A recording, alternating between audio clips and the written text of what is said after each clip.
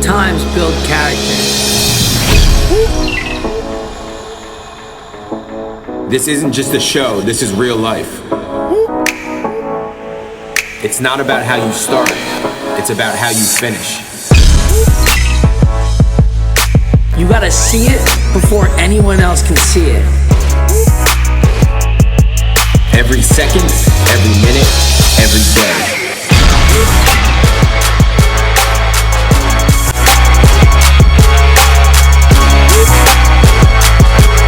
We train for life. We got you.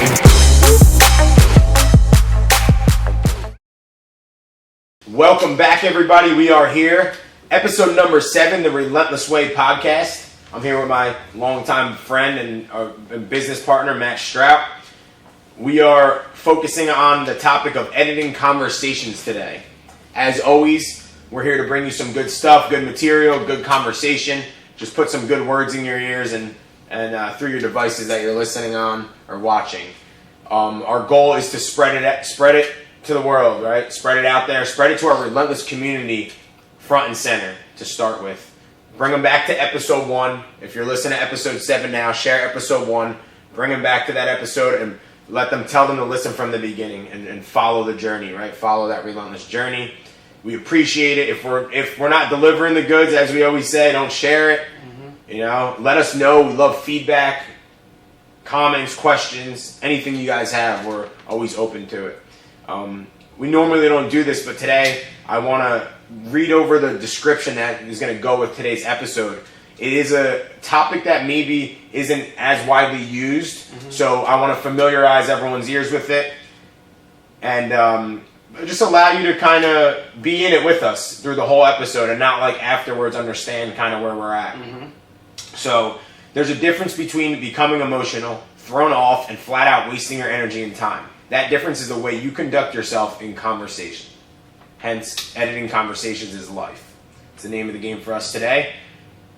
How would you define editing conversations? Where would you put that in the world? Like, you know, how would you lay it out for the listeners? Yeah, I think it's a tool, right? It's a really good tool, and I think our mission here obviously is to constantly connect with people, show relatability, and also give practical tools that you could use out in the world.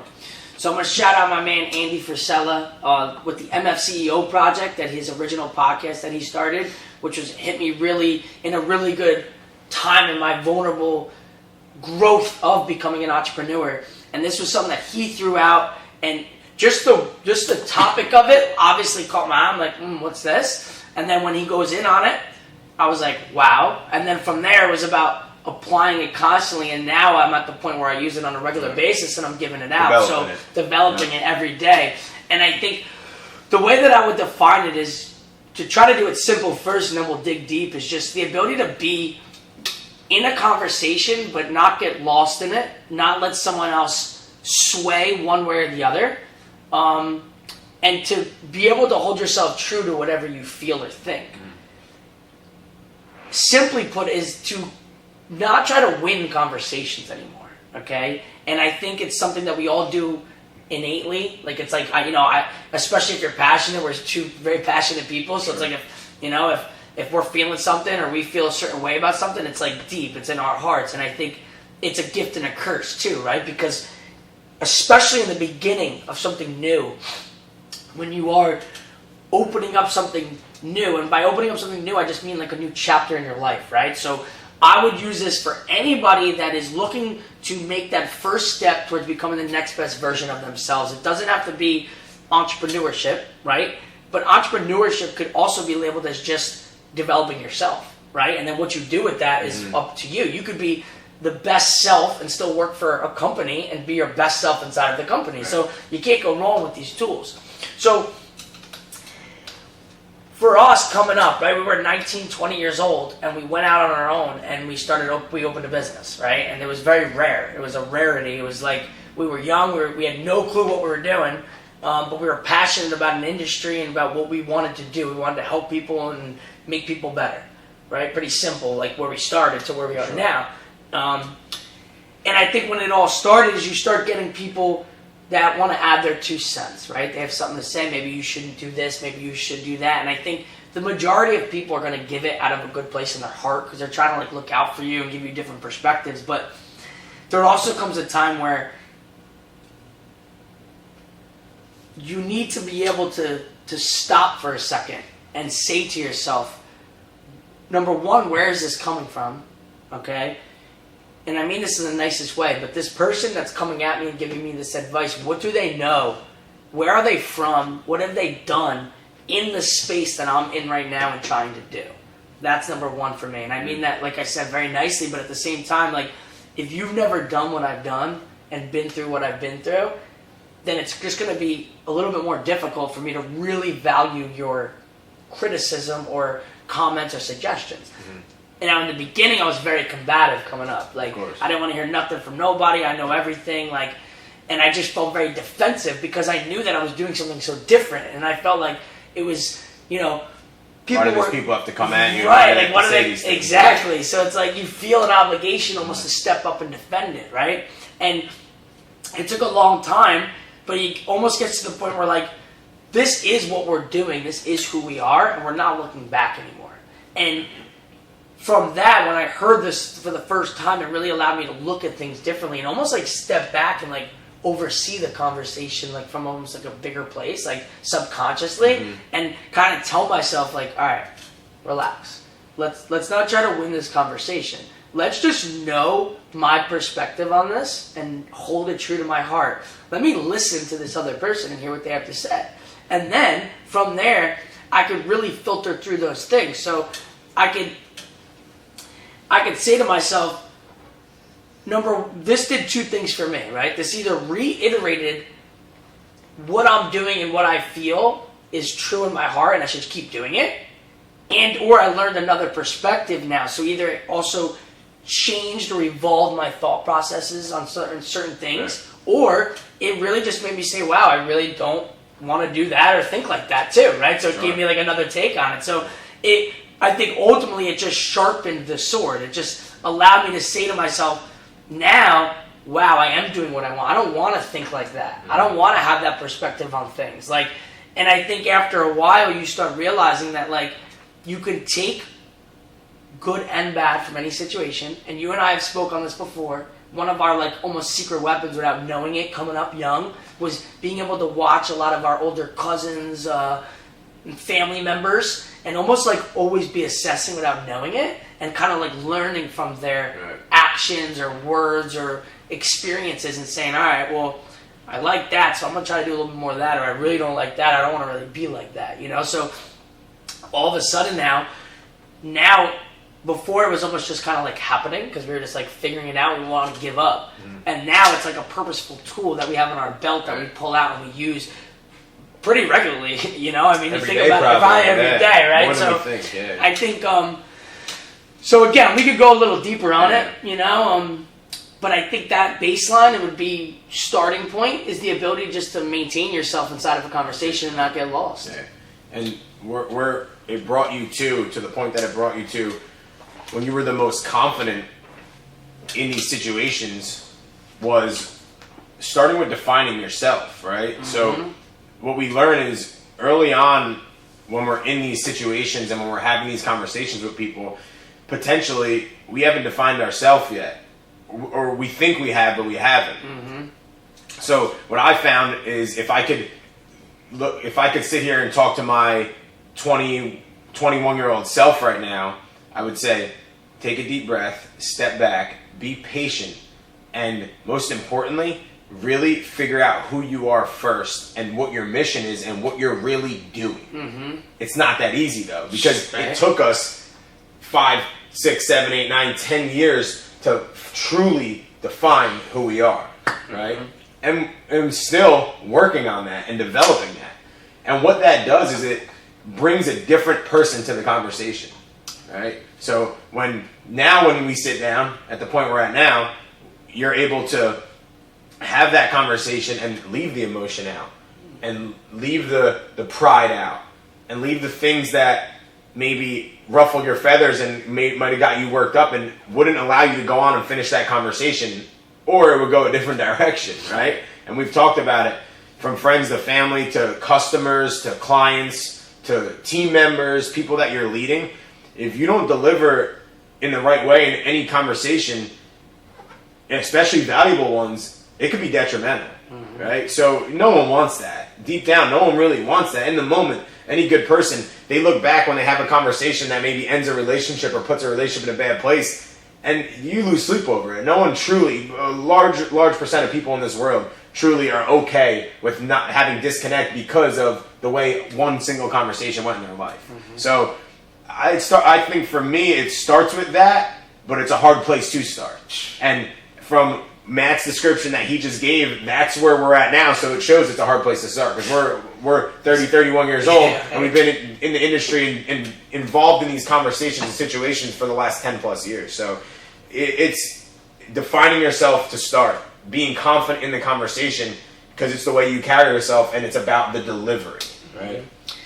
I love what you said about going back, right? So I want to go back a little as well. When I reflect back as the younger version of myself as well, I think you and I always knew who we wanted to become, and we saw it and we believed it, but at the same time we felt this obligation to like prove it at first. And I think when people tell you those things, like, you know, I remember, like, when are you gonna get a real job? You know, when you gonna get rid of this and go, you know, do something a little bit more like secure for yourself, you know? And I'm like, in my head though, it was never even a question. And when I look back, it was a blessing, right? Because it was just who I was. Like we said we were gonna do something, and that was it. Like, what do you mean? Like, do something else? Like, what? There is no else. Like, this is it, right? Sure, yeah, so, it's another option. But when I think back,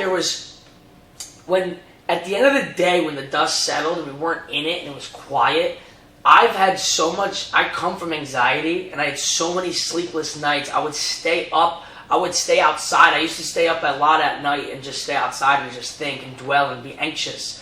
And those comments or those suggestions or criticisms from people would just stir in my head. And as I reflect back, you got to think, like, we were young, we were focused, we were hungry, we were passionate, but like we literally stepped into unknown territory every day with even like not even knowing what was coming at all and like where we were going to go next. Like, and I always say, like, we had landlords at the time, we were getting insurance, like we were doing these things, and the way people even spoke to us was like a degrading, like, look at this kid almost type thing. Like, we've had some experiences. We could talk back to the insurance woman. We all remember her, right? I remember her name. The way she talked to us was like children. And she actually came and followed up and apologized to us because she knew the way that she spoke, which is a great thing. Because at a certain point, I said to her, I said, listen, I'm 20 years old, and this is the first insurance policy for a business I've ever taken out, and I'm just asking a lot of questions. I'm trying to learn. You're not being nasty. Like, there's 20-year-olds that could go about it a whole different way. Yeah. Be rude, be entitled, be nasty, you know? And she basically said that and took a deep breath, and she was just like, I'm very sorry. And it kind of hit her with the perspective of like, wow, like, she just wanted to sell the deal almost, but I was just trying to learn about it. We were about to spend a couple $1,000s for the year of policy. It was our biggest investment, right? We're like, well, let's just make sure we understand what we're getting. That's all. We just wanted to learn. So I think, though, when I think back to those nights of angsting and overthinking and like, something had to be done, right? Like, because I wasn't gonna be able to live like that. Like, I wasn't gonna be able to be so anxious and not sleep. We were working 18-hour days. Like, we were in it, whether we were in it and then going home and trying to figure out new things and do stuff. Like, it was endless. It was day in and day out. So the tool, when it presented itself, that's why it was such a game changer, because it was something that was just there. You know, you would hear these people, you'd have these interactions, and then when you're alone, they start going in your head, and it makes you almost start questioning it, right? And I'm not a questioner, really, but when everything's silent and you're alone, like, those things happen. It's human nature, right? So I think this tool will allow anyone at any point to really start bringing some value, because we all go through this. It's a thing that just happens. I was going to put in 2 points. Number one, now relating it for people to think about when they may be in those situations, right? It doesn't have to be from our perspective, meaning like it doesn't have to be the entrepreneur, the person that took the risk and listening to, like, the wrong isn't always the person telling you go get a real job. This is like, you can't do this because you're taking the risk, right? also we had to learn how to edit our conversations in the other way and how we speak to people that are in a different world, in a different space, right? Because we might have sat there at certain points, maybe not as much as others, and said like, this is the only way. Entrepreneurship's the only way. Start your own business. Don't go to college. Don't do this. Don't do that. We never got to that point. Yeah, we assess the person that's in front of us, but this is what also, those moments where really we started pulling and growing our education on being in the moments and conversations, we learned this too. And that's helped us even scale our business and grow our business, because now we take on the whole human in a whole different perspective. We understand that every single person that comes in front of us isn't going to be a risk taker, open their own business, not go to college. So we need to have those conversations with them too, and we know how it is to be on the other side. Right. So it's okay, but most importantly, during this conversation, we need to all be level and figure out what's right for everybody. You know what I mean? That's a great point. And you say this a lot. Listening and understanding in a conversation and being ears and talking less is a lot times more important than the things that are coming out of your mouth, right? And the way you're receiving it. My second point is that in those moments, this is something, a whole topic we could open up another day, another episode. We promise we'll bring it back. But cheap motivation. In those moments, I don't want to get crazy, but I want to leave it out there that utilize certain things to motivate yourself based off these conversations. Instead of acting irrationally, put them in your pocket, right? Take it and save it for a later date, or save it for while you're working on how to respond to those people, right? Don't use that energy to bring negativity to the conversation. Put that cheap motivation in your top pocket, walk away, and then when you're going to work and you're making yourself better in conversation, use that cheap motivation and why, and in no ill intent, but use that as motivation, right? Right. Cheap motivation, great thing. We'll throw it out of what it is. I love it. Is in the moments of, obviously it's all about individual development, right? So the reason why we do what we do is to grow ourselves every day. Right.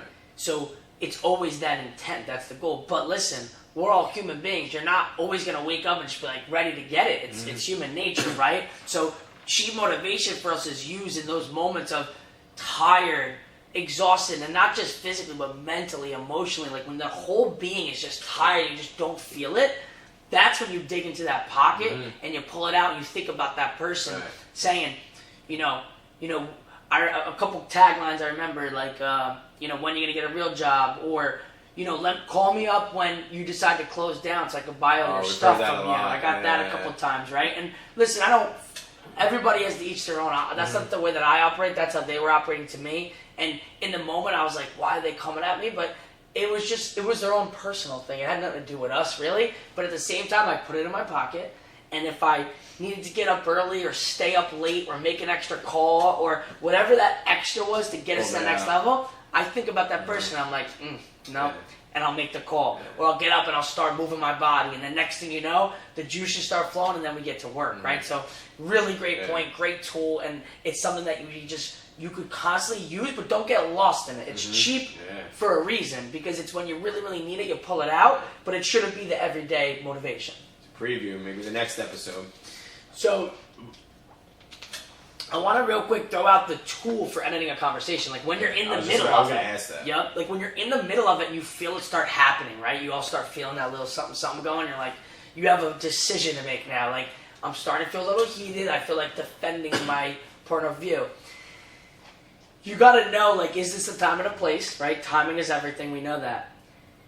And you said something earlier that I love. Sometimes, like, the greatest speakers are also really, really good listeners. You need to be able to listen. And at a certain point, when you know that this just isn't the right time and you don't like the way that this is going, really quick tools to throw out is, number one, just start agreeing with the person, right? So if someone's trying to be like, yeah, you know what? Like, that is a really good point. You're probably right on that, actually. Really nice. Like, not like... wise ass way. Yeah, not like that. In a genuine way. Just it has to be genuine. Because it is, right? And then you could literally just start talking about the other individual. Bring up conversation and bring up question.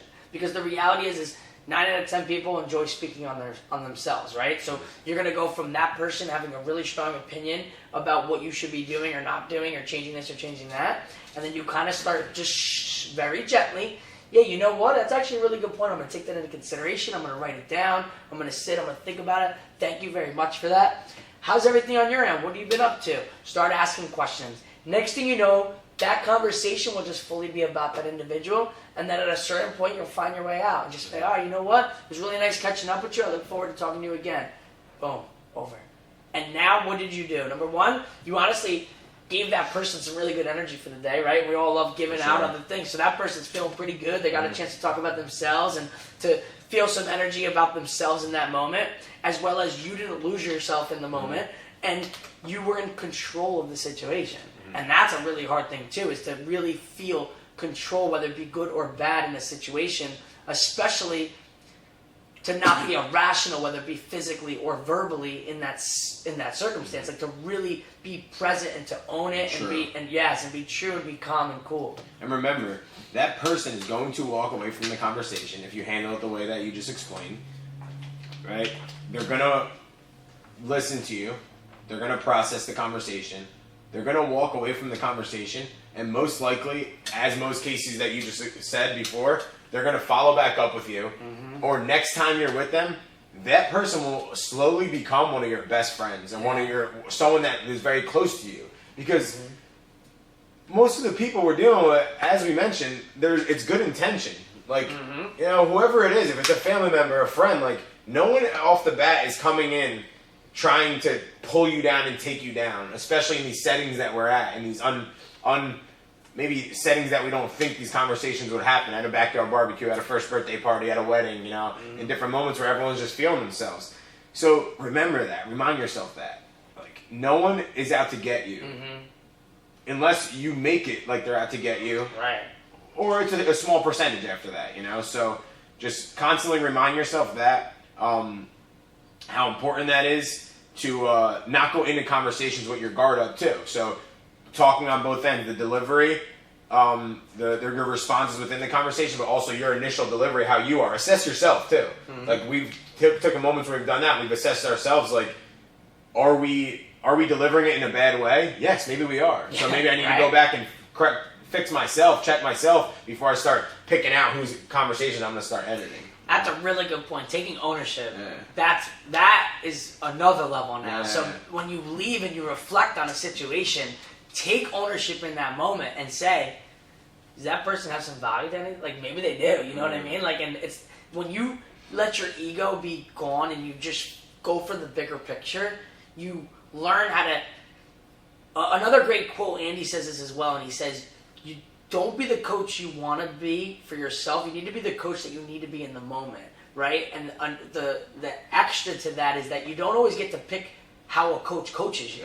So sometimes people are yelling, they're aggressive. Like, you can't always dictate the way that the feedback or the delivery is. You don't always get to pick your conversations. Exactly. It just happens, right? Yeah. So, like, you have to have the ability to really step back and understand, what are you doing in this moment? Because when, like we said earlier, if you're not trying to win, you're just learning. Like everything else we talk about, you're really just learning because, like you said, just as much as someone may not understand the perspective at which we are attacking our lives, it doesn't mean it's not right or wrong. Right. It's different, right? Mm-hmm. So, like, in the moment, maybe the other person can get a chance to understand who we are, what we do, the way that we perceive what we're doing, and then at the same time we learn more about the other side and what they're doing, and that how they feel confident and comfortable on a day-to-day basis in doing what they're doing. And I think, like you said before, like, that's what this has become. Like, this has become so much greater, and it's more about humans of all different places and the diversity that we carry and the ability to understand individuals and help them be whatever their best vision is of themselves, help them get there. That's what it's about, you know? That's what it's about. Human development, bringing people to that point in their life where they feel the best they've ever felt and continue to grow from there. So this was episode 7, editing conversation, real life, right? It's real life. It is life. So again, share away, not just because we're asking, because you want to, because it's good content, it's good material, it's stuff that really gets your brain going, gets your mind growing, and hopefully helps you grow. If you could share it with a friend, share it with a family member, change their life in the moment, it's greatly appreciated. Also, feedback, suggestions, we love it. Yeah. Reach out to us, hit us up. Relentless community and non-relentless community. There's always ways to find us, right? Go to our website, hit us up on email, mailbox at relentlesstraining.net. Reach out to us. We want feedback for this. We want to grow and make it better. We want to reach as many people as we can within our community and keep delivering the relentless way. Yeah, don't be afraid to hit us up with a different question or a topic. Like, we want different stuff to keep going. If you have something, an experience in your life that happened or something that we just said and you're like, ooh, go deeper on that, please give it to us because it gives us good stuff to go off of as well. We're going to keep rolling. 100%. We'll see you all at episode 8. Let's keep getting it.